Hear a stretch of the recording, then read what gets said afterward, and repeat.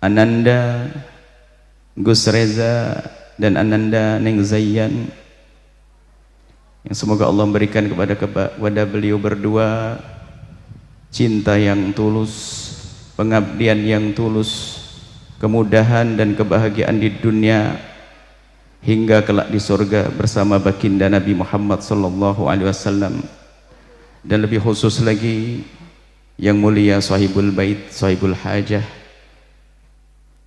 Romo Yai Zaim Ahmad.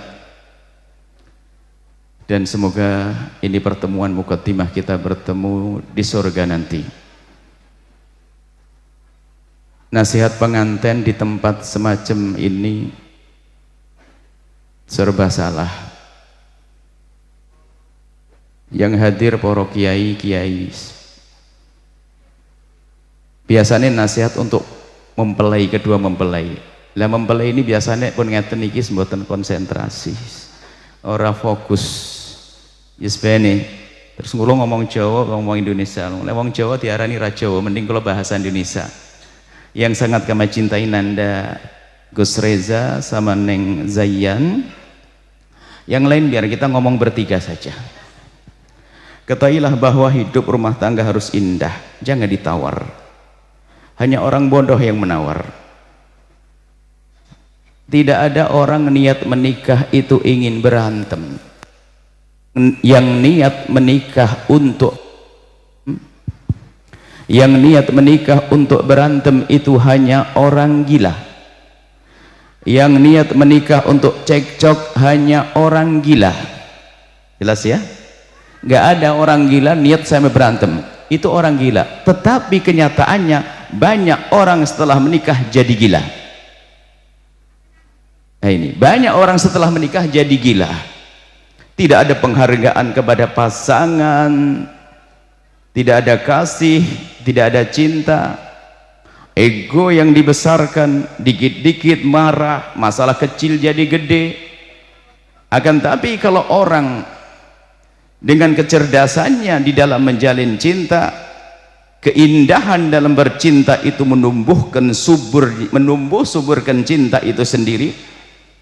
Dan cinta terus akan subur dan subur, sehingga keindahan akan terwujud dalam segala aktivitas kita. Bahkan di saat suami istri ada ujian apapun, ternyata yang dirasakan adalah keindahan. Mungkin panasnya suasana, akan tapi panasnya suasana bisa dirubah menjadi saling kipas-kipasan. Tidak perlu marah dengan suasana. Akan tapi kalau orang hatinya tidak benar, itu ribut urusan AC. Yang satu pengen dingin, yang satu kurang.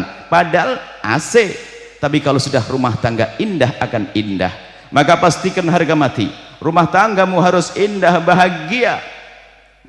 Bahagia di dunia hingga kelak di surga. Ada beberapa hal yang harus perhatikan. Yun sewu Romo Yai kula matur kalih niki mawon sing khusus non. Ada 6 tip sampai 10, cuman yang lain mahal, 4 mata, 6 mata nanti khusus, tidak semuanya, tidak cukup waktunya.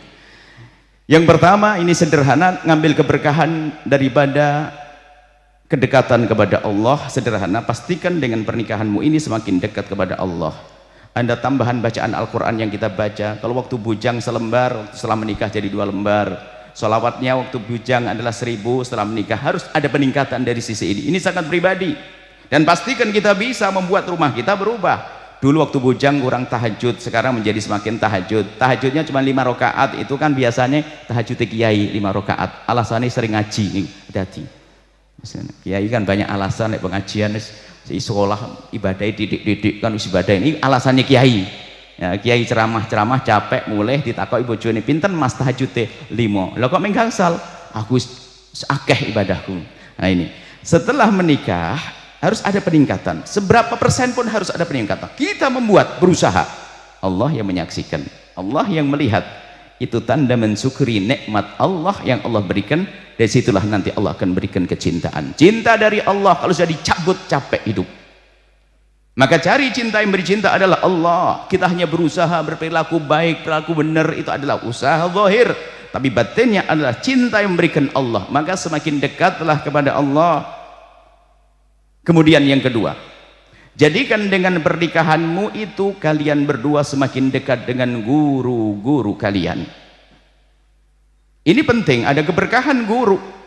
Ada orang menikah itu sudah lupa dengan gurunya, bahkan melanggar gurunya. Sederhana rumusnya, ajari suamimu agar semakin dekat kepada gurunya wahai Neng Zayan, dan wahai Gus Reza ajari Neng Zayan agar semakin dekat dengan gurunya. Saling tolong menolong mendekatkan kepada guru, karena hubungan murid dengan guru ini membawa keberkahan yang panjang kisahnya. Keberkahan hidup, keberkahan ilmu, keberkahan di dunia hingga kebahagiaan nanti di akhirat. Maka di sini kepada siapapun wahai para ibu-ibu yang punya anak dan sebagainya, kalau nikahkan anak jangan asal saja. Minta petunjuk kepada guru-guru kita yang telah mengajari anak-anak kita. Jangan asal saja. Alangkah banyaknya orang setelah menikah jauh dari gurunya, lupa kepada gurunya, bahkan seolah-olah tidak pernah punya guru. Kapan ilmu manfaat dan kapan ada berkah? Kemudian kalau semakin dekat dengan guru ini semacam rambu-rambu. Ibaratnya insya Allah nggak ada masalah kalian berdua ini, insya Allah bahagia.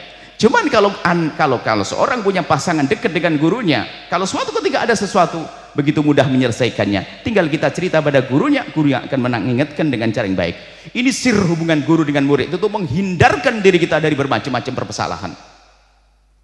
Keberkahan ini banyak orang gara-gara, jangankan kok guru, kadang orang tua pun hilang gara-gara nikah. Tapi ini harus semakin dekat kepada guru, saling mendukung pasangannya agar semakin dekat kepada gurunya. Yang ketiga, jadikan dengan pernikahanmu kalian berdua semakin dekat dengan orang tua. Sederhana rumusnya, wahai Neng Zayan, ajari suamimu Gus Reza agar semakin hari semakin dekat dengan ayah ibundanya, abah uminya dan saudaranya. Dan juga Gus Reza ajari Neng Zayan agar semakin hari semakin dekat dengan ayah ibunda dan saudara-saudarinya. Kepada semua yang hadir, wahai para istri, ajari suamimu agar semakin baik dengan bapak ibunya. Wahai para suami, ajari istrimu agar semakin baik dengan ayah ibundanya. Ketahuilah, jika suamimu itu orang yang baik dengan ayah ibundanya dan baik kepada saudaranya, maka wahai para wanita-wanita solehah, suamimu itu adalah orang soleh yang pantas dan layak menitipkan benih di rahimmu. Tapi kalau seorang perempuan, seorang istri punya suami dengan orang tuanya kurang ngajar, dengan adik-adiknya tidak peduli, itulah anak. Itu orang-orang yang tidak punya bekti. Kalau menitipkan benih di rahim, nanti akan muncul anak bisa lebih kecil daripada ayahnya. Maka harus hati-hati di sini. Makanya kalau anda wahai istri mengajari suamimu semakin baik dengan bapak ibunya, yang beruntung adalah anda. Dan wahai suami, jika istrimu kau ajari semakin hari semakin baik dengan ayah ibundanya, dengan saudaranya, maka dia wanita solehah yang layak anda menitipkan benih di rahimnya, di rahim yang baik, nanti akan lahir anak-anak yang baik. Kemudian di balik ini ada keberkahan, di balik ini ada rayuan dahsyat. Sekarang ada loh ya, suami itu kalau lihat istrinya baik-baik dengan keluarganya, itu marah. Rupanya salah baca kitab Uqudul-Ijan. Kitab Uqudul-Ijan benar, kalau salah baca ini yang repot. Kamu kan sudah serahkan padaku, nggak boleh ke sana. Cerita tentang satu orang yang suaminya mau pergi, ceritakan suatu ketika ada dalam kitab disebutkan suami mau pergi, pesan pada istrinya, hei istriku kamu jangan kemana-mana. Tak taunya tidak lama kemudian ada berita ayahnya sakit, dia tidak mau datang ke tempatnya ayahnya karena ingat pesan suaminya. Akhirnya setelah itu ada berita lagi, ayahnya meninggal dunia, dipanggil dia juga nggak mau karena patuh kepada suaminya. Setelah itu ada orang yang mendapatkan kabar bahwasanya dalam mimpi atau apa begitu kisahnya, bahwasanya seorang ayah diampuni gara-gara kepatuhan seorang istri. Laki-laki diktator salah paham, itu loh istri jangan kemana-mana, kamu kan sudah diberikan padaku, nggak boleh ke ayah ibumu. Dia salah ngaji, itu biasanya kerjaannya ngeliwat di belakang, dia nggak sekolah beneran. Tetapi yang hebat adalah wahai suami, katakan kepada istrimu, wahai istriku, kemanapun kau pergi kau harus izin, tapi khusus kepada ayah ibundamu bebas, dan jangan lupa membawa sesuatu yang menjadikan ayah ibundamu senang.